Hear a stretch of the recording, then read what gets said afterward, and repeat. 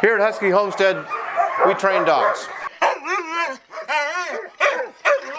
Summer, winter, doesn't matter, snow, no snow, we're training dogs. So we're going to be sending a training run out this morning, and we do have an organized but rather low-tech system to make sure all the dogs get a chance to go out every day.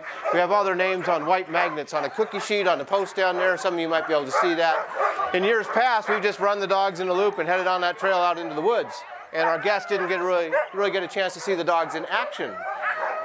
This year, Jeff came up with this treadmill concept to allow the dogs to stop and run for you in place for a minute or two. I think you're going to get a kick out of that. But we do use verbal commands to steer the team. The lead dogs out front are the ones that are listening for those commands. They're kind of the pilots of the operation.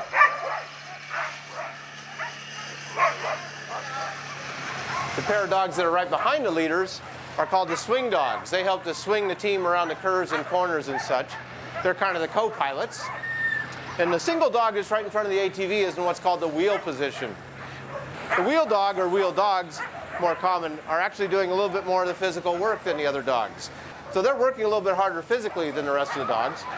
And the leaders up front are working harder mentally. When you're out on the trail for hours and hours at a time, you would rotate dogs through these different positions so that when you get to a rest break, they're all about equally mentally and physically fatigued, need about the same amount of time to recover, and then off you go again. Any other dogs that you have would be called team dogs. And you can put as many team dogs in your team as you dare. The more dogs you have, the more power you have.